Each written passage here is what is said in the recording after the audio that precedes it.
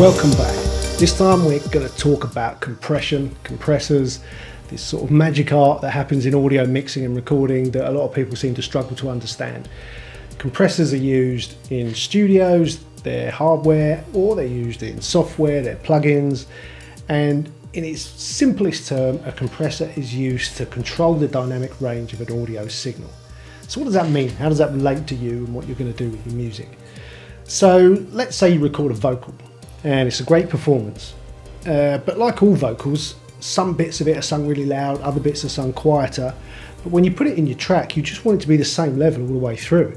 It will still sound like it's being sung quietly or loudly, but you want it to be actually the same level. That's what records sound like. You don't have to keep turning it up and turning it down again. So what a compressor does is it narrows the dynamic range of an audio signal. So basically that means it turns the loud bits down and it can turn the quiet bits up.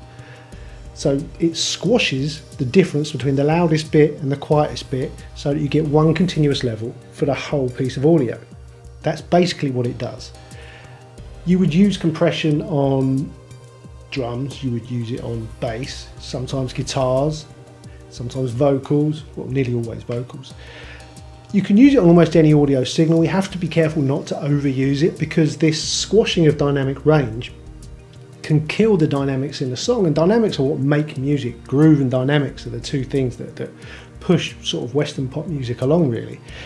And if you take it away, you're going to kill it. So you need to leave dynamics in there or use compression to control the dynamics and then use automation pushing levels around to give it some dynamics back maybe. So how does a compressor work? What does it do? So very basically, you set a compressor using a threshold control. So you tell it at what point, at what level does the compressor start working. So let's say you set it at -10 dB. So when the signal reaches -10 dB, it starts to be compressed. You then set the ratio, and the ratio can be 1:1, 2:1, 3:1, 4:1, all the way up to like 30, 40:1 on some compressors. And what that basically means is, let's say you set it at 3:1. That means that for every 3 dB that is going into the compressor, only 1 dB is being allowed out. So it's squashing it by basically 2 dB. And that ratio continues upwards. Then you've got output, or sometimes it's called makeup gain. So because compression has the effect of basically turning the signal down, you have to boost it back up again at the other end. That's your output gain, or makeup gain it's sometimes called. You also have attack and release controls. They set how quickly the compressor clamps the signal and how long it does that for before it opens the compressor up again. So you have to be careful with that, because things like drums, the initial crack of a snare drum is the main character of that sound. So you need to let that through the initial few milliseconds of it and then compress everything after that. So you'd roll the attack back so that you're still getting that initial crack. The release you have to mess around with depending on the instrument. Sometimes you want a really fast release so that the compressor recovers quickly, ready to compress the next thing. Other times you just want it to hold on a bit so that it just eases off. Again, you have to play with it. Everything will react differently. The other control you sometimes have is a knee control. And it's called knee because it looks like a line, like a leg with a knee on it. And it's basically saying that once the threshold is reached, let's say the threshold is there, how quickly does the compressor react, or how much does it react? So with a hard knee, which would look like that, the signal would get to the threshold and then it's compressed to the full amount that you set it to. A soft knee would be more of a curve. So basically what that says is, as we get to the threshold and as we pass over it, we compress more and more. So it's not quite as severe. So a hard knee would work for certain sounds, soft knee would work for others. Again, you have to experiment, different kinds of compressors, those controls work in different ways. You'll hear sound engineers and mix engineers chatting about the different styles of compression and the different famous compressors that are out there. There's things like the Universal Audio 1176, one of my favourites. Beautiful sounding compressor, sounds good on almost everything, but especially drums and especially vocals. I love that thing. There's also the Teletronics LA2A. It's an old tube compressor. Again, it just sounds incredible on vocals. Not all vocals, some vocals I've tried on it just don't sound as good. So you've got to try these things out. Then there's famous compressors like the Ssl Bus Compressor. You might have seen this talked about. A bus compressor is a compressor you use at the end of a mix on the stereo output of your mixer. You compress everything all at once. And these are referred to as the glue sometimes. It's what sticks your whole mix together. And SSL used to build them in, or still do, build them into their mixing desks. And this bus compressor, first one I used was on the E series, just sound amazing. As soon as you punch it in, your mix sounds like a record. So they became incredibly popular. Other brands do bus compressors, Need do one, API do one. I mean, everyone does one probably, but the SSL has become sort of synonymous with pop music and rock music to a certain extent as well. It sounds right. So there's famous makes of compressor. You've got, well, like I said, the Teletronics, you've got Universal Audio, you've got API, you've got DBX, you've got all these companies that make these famous compressors, and a lot of them work differently. So originally, the first compressors were probably tube compressors, so they used vacuum tubes. In the amplifier stage especially, quite often they worked optically, so that there would be a very small light bulb inside the compressor and then like a photosensitive cell joined onto that. The brighter the light goes, because of the audio being fed into it, the more the compressor works. They work incredibly well on certain things. They're generally quite slow to respond, and they generally have slow attack and slow release, but they're very pleasing to the ear, so they can sound great. Tube compressors were generally a little bit noisy, so a few years after they came out in the 60s sometime, the FET compressor was invented, and FET is basically transistor, so it's an electronic copy of what a tube was doing. And luckily for us, they just sounded amazing. Not only were they clean, they were fast and pretty punchy, and that's what the 1176 is. So FET compressors, definitely good to have in your arsenal. I think the last kind is VCA, voltage controlled amplifier compressor. They are things like DBXs and the SSLs. So their characteristics are they're very fast, they're very punchy, they can add a lot of attitude to a mix and or to an instrument. And you know, like I was saying about the SSL, they work as like glue, sticking a mix together.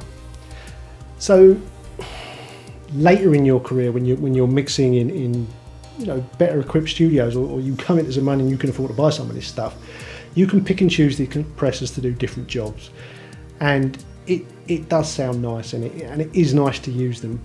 But to be brutally honest, the difference in audio quality between a really esoteric compressor that might cost you £3,500–4,000 and one that comes free with Logic or Pro Tools is tiny.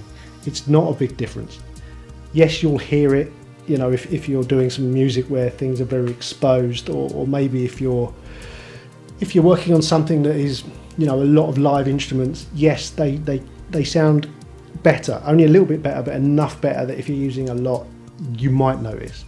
But really, there's no excuse. You don't need to spend that kind of money to do a really good job compressing in your mix. That free plugin you've got will do the job. And there'll be very few people that can tell what you used to do your compression with. So yeah, just crack on.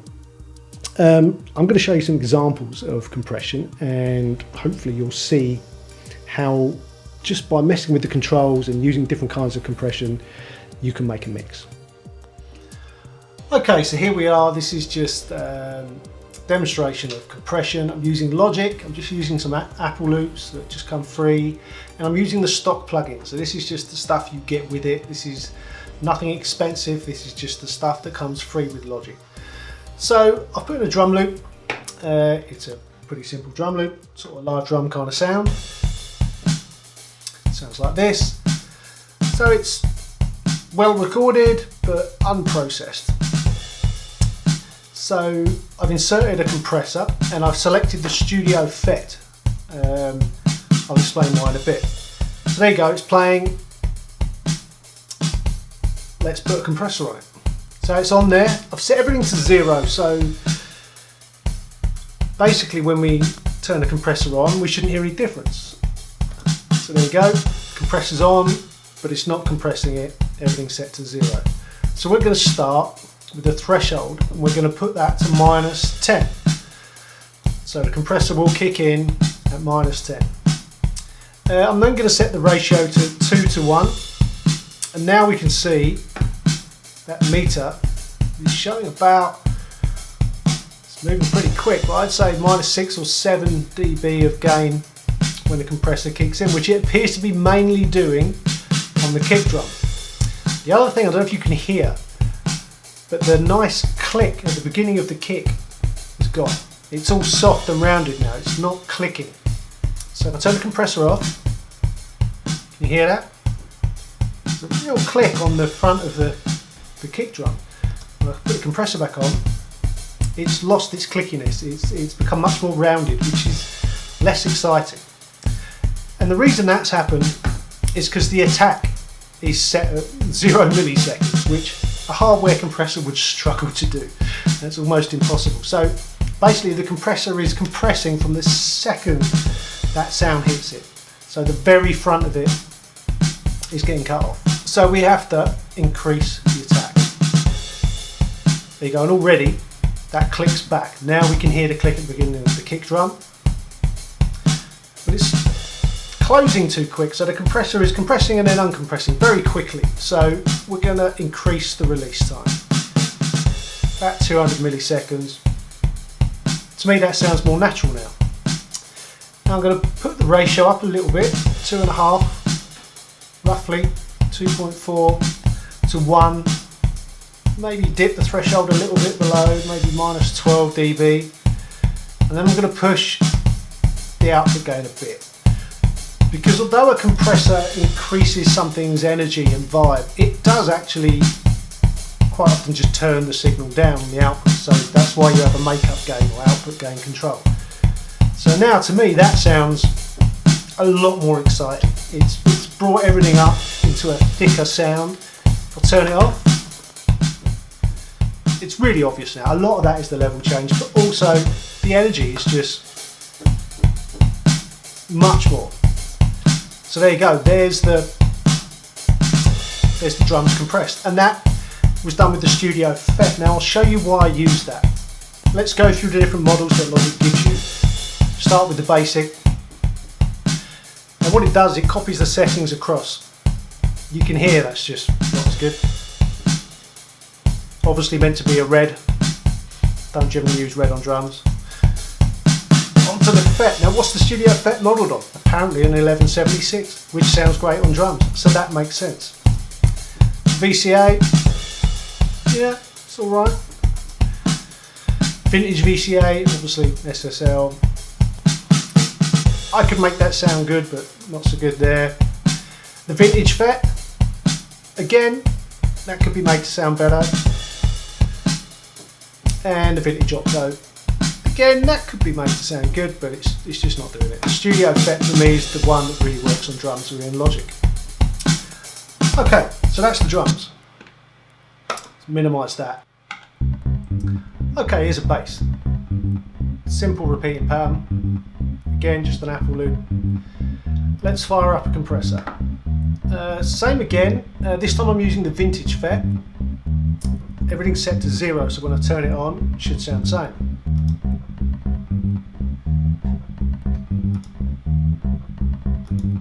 And it does. Doesn't do anything.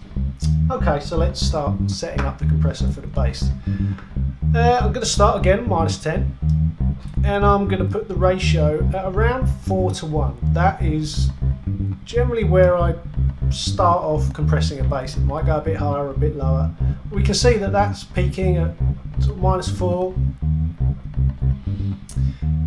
Now what do we think about the attack? Remember from the drums that the initial attack from the sound of the drum wasn't getting through. The same thing is happening to the bass. If I turn that off, that sound of the player's fingers is really nice. It's sort of gone when the compressor is in. Again, it's the same reason, it's the attack. The attack is killing that off. So we increase the attack. There you go, it's come back. And again, same thing with the release. It's coming and going way too quick, the compression, so we just need to let it ride a bit. So, and a bit longer, so I'll probably go up to wherever that is, or 300 or 400 or something. That sounds quite natural. There's another setting on this compressor which is called knee. Knee is how severely it compresses once it starts compressing. So if you have a hard knee compression, as soon as it starts compressing, it's really compressing. A soft knee will slowly, as the signal increases, it'll compress more. With a bass, I don't know if you can hear that, but as soon as I put it up to there, it just starts to sound solid. And the bass line isn't wavering in its volume, it's staying quite solid. I'm going to dip the threshold a bit more. And that, to me, if I turn it off, you can hear it sort of fluctuates the level in that, uncompressed. There's a couple of louder notes. Compressor on. That is solid. Now you still get the vibe of it, of the way it was played, but the volume of each note is staying the same. Again, I'm going to push the makeup gain a little bit to make up for that. Sounds pretty good to me. Okay, so let's stop that a second and let's put the drums in and then bring the bass in.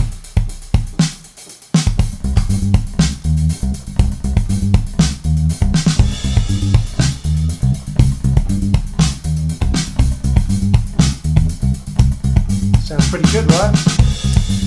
Now, if I were to take the compressor off the drums and the bass, it's gone lifeless, it's gone dull, it's not sounding like a record's supposed to sound. So the compressors go back on. Okay, so let's fire up a guitar, same again, just an Apple loop, and here we go.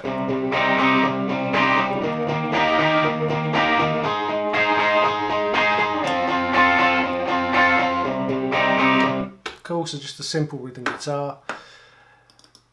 Let's fire up a compressor. This time I'm using the vintage Opto.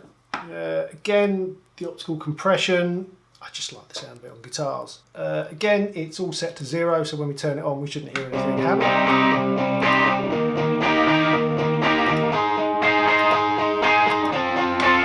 There you go, and we don't hear anything. So I'm going to start again with -10. Guitar, I'm going to put 3 to 1. And we'll just start with that.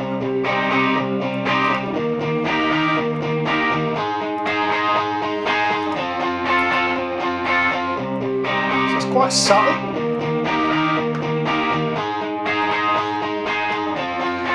Just compress it a bit more. Okay, now we can hear something's happening now. Again, we've got the same problem with the attack. Just need to let it a little bit through. Same with the release. The knee setting.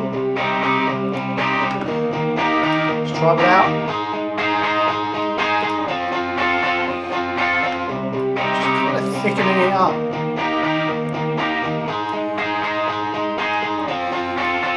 Makeup.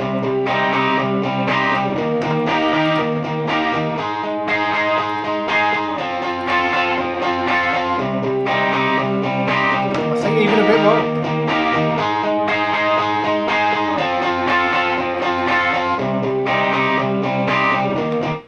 I like that, it's thickened it up, it's added something to it, that rhythm has been sort of smoothed over but given a different kind of sound. So this is without.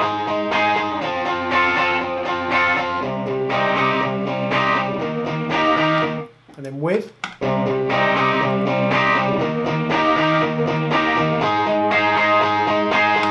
It's subtle, but it really works. Now let's try it with the drums and the bass.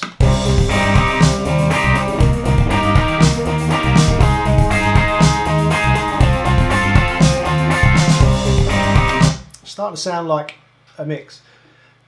And bear in mind, there's no EQ, there's no reverbs, there's no delays, there's nothing. It's just the bare bone audio with some compression. Let's turn all those compressors off. Let's just have a listen to what goes on with no compression whatsoever. Here we go.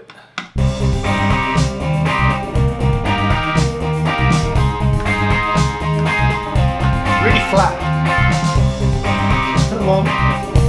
Drums, bass, guitar.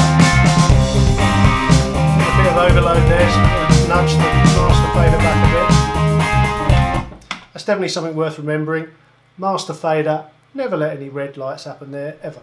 They're not good. I mean, you don't want them in any channels, but absolutely not on the master. That's not good. So there we go. So we have drums, bass, guitar, all compressed, everything sounding thicker, chunkier, just generally a little bit more what you want. Now we're going to do a trick. I'm going to show you something interesting. So if we take that very same drum beat, I've just duplicated it to this adjacent channel. So it's exactly the same.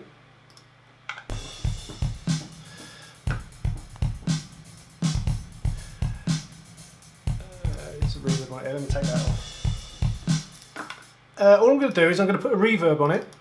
This is a very simple drum room reverb. I've taken a lot of the bottom end off, if you can see that there. It's not a lot of bass.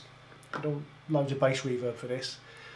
And then over the top of that, I've inserted another studio effect compressor. And I've done some extreme settings. So -38 for when it, for the threshold when it kicks in, 30 to 1. I've actually had to pull the makeup down, -5. Fast attack, medium size or medium length release. We play it without. So this is just that drum beat with a reverb over it. Now we're going to put this extreme compressor over the top. So it's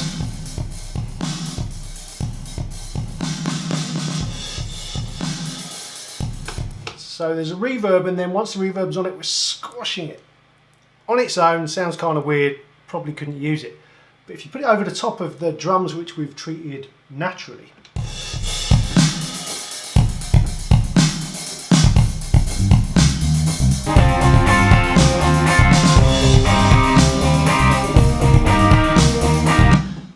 and without, now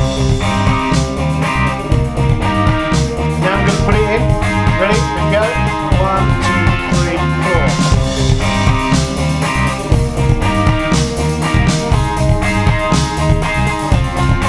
It's just got so much more energy and vibe.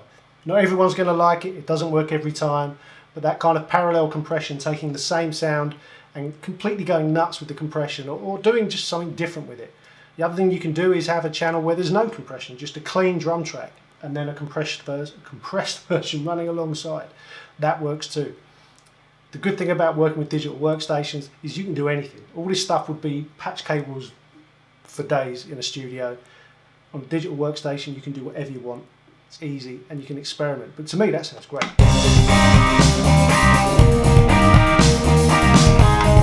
And we haven't touched any EQ. That's just compression and one reverb. So there you go.